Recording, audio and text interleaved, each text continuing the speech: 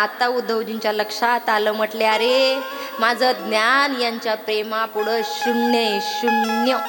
मला सांगायचं एवढंच की ध्यानापुढं प्रेम मोलाचं आहे. भगवान श्रीकृष्ण परमात्मा समोर बसले, जेवायला सुरुवात करणार तितक्यात मात्र ती दुधापासून तयार झालेली वस्तू दिसली आणि ती वस्तू दिसल्या बरोबर भगवंताने रडायला सुरुवात केली. टाहो फोडून रडतायत.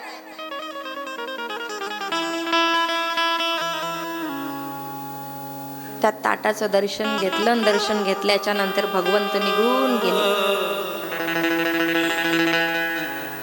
आणि द्वारकेमध्ये ना एक अशी मोठी खिडकी होती. त्या खिडकीमध्ये उभे राहिले आणि तिथून वाहणारी यमुना मैया दिसते. त्या यमुना मैयाकडे पाहत आहेत आणि बघत बघत बघत रडायला सुरुवात केली. खूप रडत आहेत, खूप रडत आहेत. तेव्हा उद्धवजी आले आणि उद्धवजी आल्याच्या नंतर उद्धवजीने बोलायला सुरुवात केली. कान्हा, का रडतोस?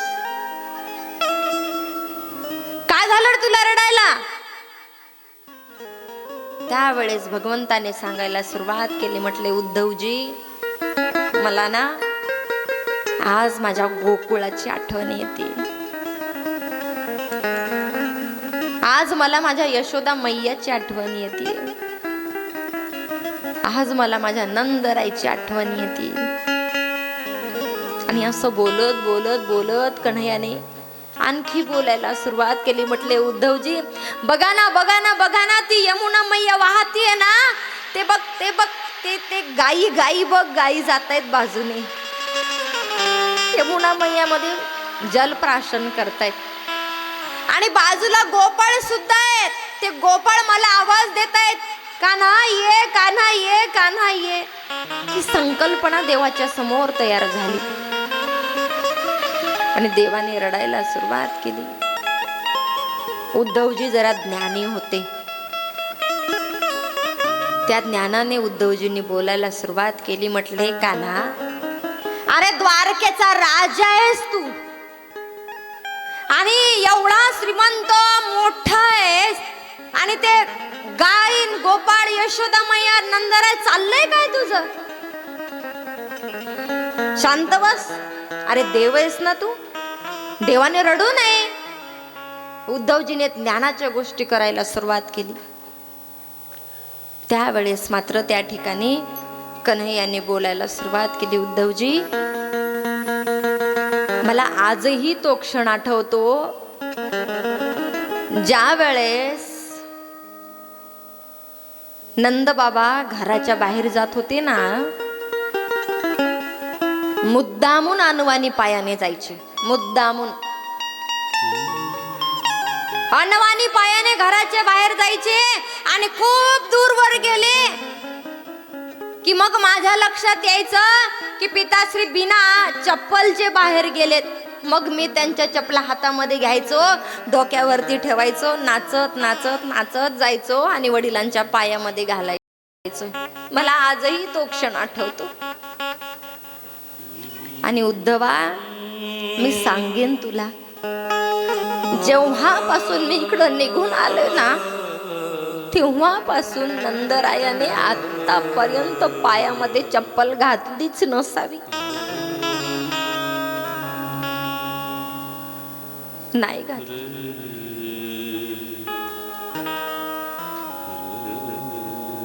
उद्धवा, अरे मला आजही तो क्षण आठवतो ज्या वेळेस मी गायी चारण्याकरता जायचो आणि गायी चारण्याकरता जात असताना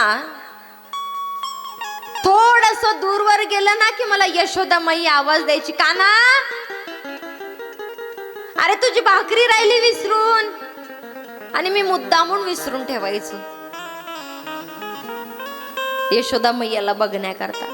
यशोदा मैया यायची आणि माझ्या हातामध्ये भाकरी द्यायची.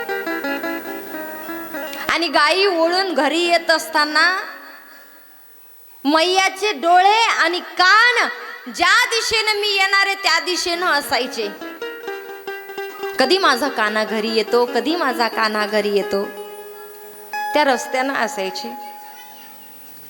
आणि मला आजही असं वाटतं की यशोदा मैया आजही तिथेच बसलेली असेल की कधी माझा कान्हा घरी येईन, कधी माझा कान्हा घरी येईन, माझी वाट बघत असेल रे. उद्धवजी बाजूला होते. कन्हैया रडतोय रडतोय, टाहो फोडून रडतोय, परंतु उद्धवजींच्या डोळ्याला पाणी नाही, त्यांच्याकडं ज्ञान आहे, प्रेम नाहीये. काय देव तुम्ही भगवंत आहात आणि देव आहात, स्वतः द्वारकेचे राजा आहात, विश्वाचे पालन करते पालन हरते आहात, आणि तुम्ही सर्वसाधारण माणसा करता रडता. उद्धवजी भगवंताला बोलताय. अरे ती यशोदा मैया, नंदराई माणसं सर्वसाधारण व्यक्ती आहेत आणि त्यांच्यासाठी तुम्ही रडताय. त्यावेळेस भगवंताने बोलायला सुरुवात केली. म्हटले उद्धवा तुला समजणार नाही रे आमच्यातलं प्रेम, नाही समजणार तुला. एक काम कर म्हटले, जा तू गोकुळामध्ये आणि तिथे जाऊन बघ प्रेम काय असतं. प्रेम काय असतं तुला समजेल, कळेल, उमजेल. उद्धवजी म्हटले काय हरकत नाही, मी जाऊन येईन. उद्धवजी निघाले. निघाल्याच्या नंतर भगवंताने आवाज दिला, उद्धवजी तुम्ही जाताय, परंतु जात असताना असं जाऊ नका, कमीत कमी माझी वस्त्र तरी परिधान करून जा. देवाचे कपडे घातले, देवाचे अलंकार घातले, मुकुट घातला आणि मुकुट घातल्याच्या नंतर रथ घेतला आणि रथावरती उद्धवजी बसले आणि गोकुळाच्या दिशेनं निघाले. गोकुळाच्या दिशेनं आले. आल्याच्या नंतर त्या ठिकाणी गोकुळातले काही गोपाळ गोपिका होत्या. ज्या दिशेने कन्हैया वापस येतो म्हटला ना 2 दिवसात, त्या दिशेनं अजूनही बघतायत. द्वारकेमध्ये जाऊन भगवंताला 27 वर्ष झाले, पण ह्या गोपिका गोपाळ यशोदा मैया नंदरा त्यामधले गाई वासर सगळे लोक वाट बघतायत त्या 2 दिवसाची. 2 दिवसात माझा कान्हा वापस येणार. एवढी वर्ष निघून गेले तरी सुद्धा यांचे मात्र 2 दिवस संपले नाही. याला खरं प्रेम म्हणतात. तो रथ दिसला. रथ दिसल्याच्या नंतर गोपिकांनी पाहिलं, अशा 2 गोपिका बाजूला बसलेल्या होत्या. त्या गोपिकांना आपापसामध्ये चर्चा करायला सुरुवात केली. काय ग, रथ दिसतोय,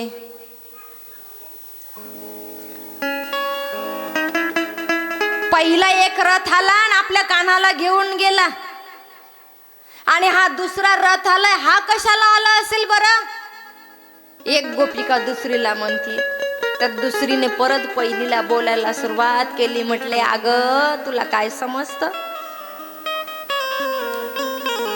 तो रथ ना, तो कंस आहे, कंस. तिथं त्या कंसाचा वध माझ्या कान्हाने केलाय, आणि कंसाचा वध केल्याच्या नंतर तो राक्षस आहे, राक्षस. आणि राक्षसाचं जर पिंडदान करायला गेलं तर त्याला आवडणाऱ्या वस्तू तिथं ठेवाव्या लागतात. मग राक्षसाला काय आवडेल? तर व्यक्तीचं मांस आवडेल ना, तो राक्षस आहे. अगं तो रथ कशासाठी येतोय माहित आहे का? ते रथ ना आपले काळज काढून घेण्याकरता येतोय.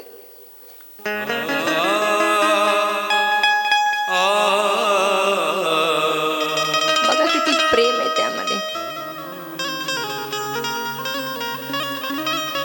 तिसरी तितक्यात गोपिका आली आणि धावत धावत धावत त्या रथाच्या दिशेनं गेली. कोण आहात तुम्ही? मी उद्धव. आमचे काळज घेऊन घ्यायला आलात ना तुम्ही? या दोघींच्या आधी माझं काढून न्या, माझं काळीच काढून न्या. अगं तुझं जर काळीच काढलं तर मरशील ना तू. अरे ज्या वेळेस पहिला रथ आला आणि आमच्या कन्हैयाला घेऊन गेला त्यावेळेस आमच्या देहातून प्राण निघून गेलाय. आता फक्त पुतळा तेवढा राहिलाय. राहिलंय काय आमच्याकडं? काहीच नाही. तिसरी म्हणत होती, अगं काळीज नेऊन काय करणार आहे तो? अगं काळीज जर नेलं आणि तिथं जर त्या पिंडदानामध्ये जर ठेवलं तर कान्हा तिथे माझ्या बाजूला असेल, कमीत कमी नजर भेट तर नाही माझं काळीज तर त्याला बघेल ना. बघा किती प्रेम आहे, खूप प्रेम. त्या उद्धवजींनी विचारलं, म्हटले का ग गोपिकांनो, नंदराय यशोदा मैयाचं घर कोणतं आहे? त्यातले एकीनं सांगायला सुरुवात केली, म्हटले तुम्हाला तिकडं जायचंय का? एक काम करा, हा ओढा येतोय ना वाहत, हा जो ओढा, या दिशेनं तुम्ही चलत चलत चलत चलत जा. या पाण्याच्या दिशेनं जर तुम्ही चलत चलत गेले तर ज्या ठिकाणी याचं पाणी थांबेल असं समजा की तेच घर यशोदा मैया नंदरायचंय. काय? ओढ्याचं पाणी जिथं थांबेल तेच घर? हा ओढा त्या दिशेने इकडे येतोय का इकडून तिकडे जातो? तर गोपिकांनी उत्तर दिलं, म्हटले अरे मथुरेतून कोणते अक्रूर आला आणि तो अक्रूर आल्याच्या नंतर त्या ठिकाणी त्याने आमच्या कन्हैयाला घेऊन गेलाय.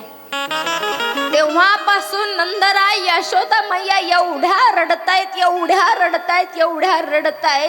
त्यांच्या घरातल्या गायी सुद्धा रडतायत, एवढ्या रडतायत की त्यांच्या अश्रू एकत्र होऊन ओढा तयार झालाय.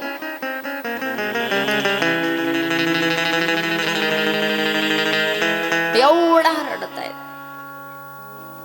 उद्धवजींना पाहिलं परंतु अजूनही अंतकरणाला पाझर फुटला नाही. ज्ञानी होते ना. ओढ्याच्या काठ गेले तर नंदराय यशोदा मैयाचा राजमहल दिसला. तिथे गेले, गेल्याच्या नंतर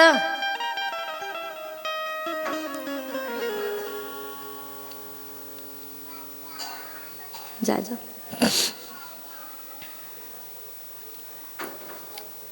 गोपाल श्री कृष्ण भगवान की, राधा रमण सरकार की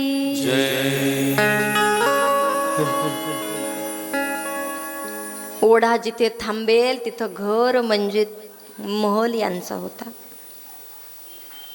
तिथं थांबले, गेल्याच्या नंतर बाहेरून आवाज दिला, नंदराय, ओ नंदराय. नंद बाबा काठी टेकत बाहेर आले. कोण तुम्ही? मी उद्धव. कुठून आलात? मथुरेवरून, द्वारकेवरून.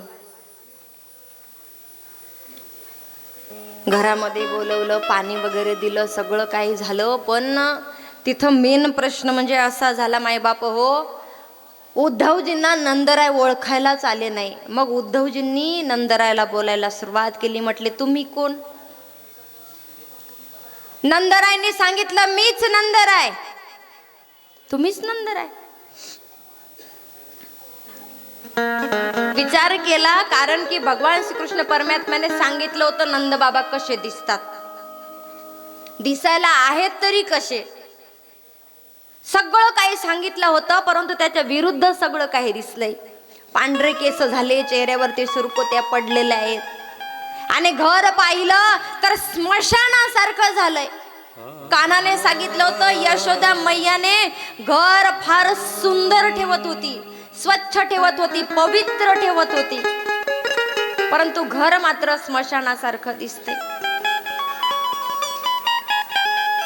तितक्यात एक स्त्री धावत बाहेरून आली आणि धावत आल्याच्या नंतर त्या ठिकाणी त्या स्त्रीने बोलायला सुरुवात केली. दूरवरून पाहिलं तर उद्धवजींनी भगवंताचे कपडे परिधान केले होते, वस्त्र परिधान केले होते. एका क्षणासाठी त्या स्त्रीला वाटलं की माझा कान्हा आलाय. ती स्त्री दुसरी कोण नसून मायबाप हो यशोदा मैया आहे. यशोदा मैयाला वाटलं माझा कान्हा आलाय, माझा कान्हा आला. धावत धावत धावत धावत आल्या आणि आल्याच्या नंतर उद्धवजींच्या गळ्याला मिठी मारली. कान्हा 2 दिवसासाठी जातो म्हटला रे. नि किती वेळ लावलास.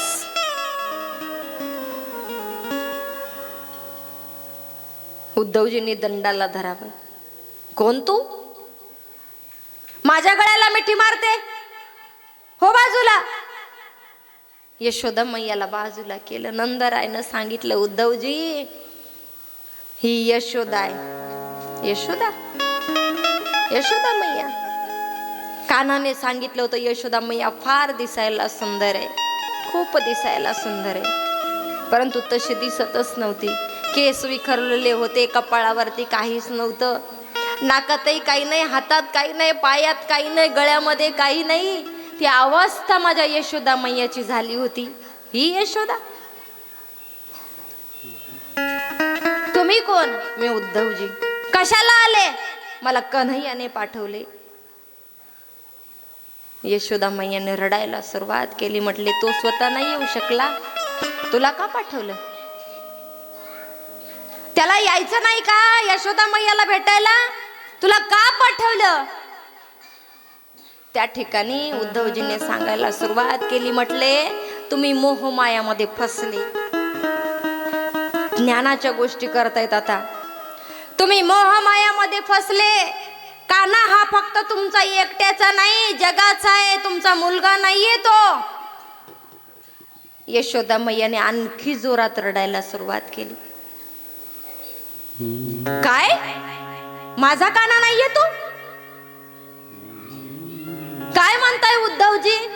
मी त्याला 9 महिने 9 दिवस गर्भामध्ये ठेवले, लहानाचं मोठं केलं, तुम्ही म्हणता की माझा कान्हा नाहीये? अरे तो माझा आहे. नाही मैया,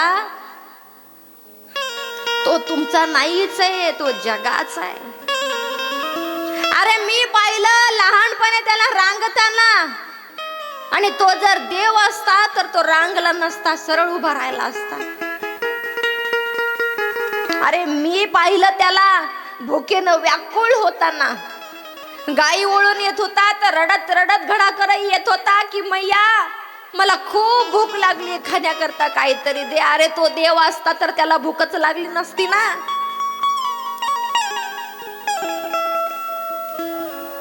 नंदराय म्हणत होते अरे मी त्याला दररोज पाहत होतो, तो खोड्या करत होता, प्रत्येकाच्या घरी चोऱ्या करायला जात होता, गोपिका येत होत्या. भगवान श्रीकृष्ण परमात्मा खूप सांगितलं, खूप.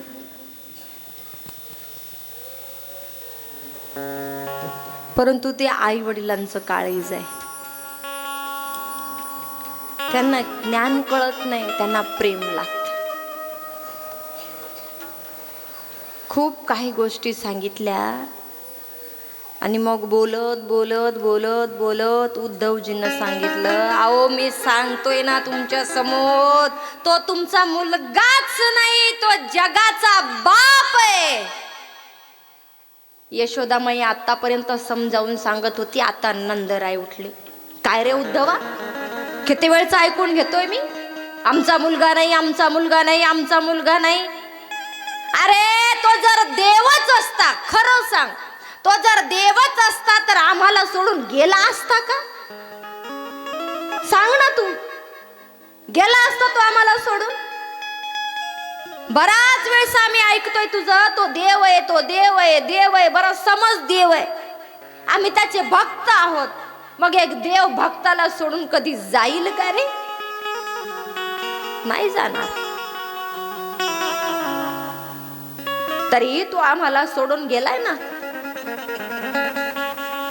आता मात्र उद्धवजींच्या लक्षात आलं, खरंय, अरे तो खरंच देव तर आहेच आहे, परंतु खऱ्या रूपानं यांच्यामध्ये प्रेम एवढं आहे. ज्ञान अपुरं पडलं आणि प्रेम वाढलं. ज्ञानापुढं प्रेम मोलाचं आहे. खरंय, प्रेम फार महत्वाचं, खूप महत्वाचं. प्रेम सांगितलं, गोपिका भेटल्या, गोपिकांची सुद्धा भेट झाली. गोपिका या अशाच रडत होत्या. रडत असताना आता उद्धवजींच्या लक्षात आलं. म्हटले, अरे माझं ज्ञान यांच्या प्रेमापुढं शून्य आहे, शून्य. वापस आले. आल्याच्या नंतर कन्हैयाला सांगितलं. म्हटले, कान्हा खरंच रे तुझ्यावरती खूप प्रेम करतात गोकुळवासी, खूप प्रेम करतात. सगळं काही सांगितलं. कन्हैयाने अजून जास्त रडायला सुरुवात केली. हा तो उद्धवजी संवाद. मला सांगायचं एवढंच की ध्यानापुढं प्रेम मोलाचं आहे.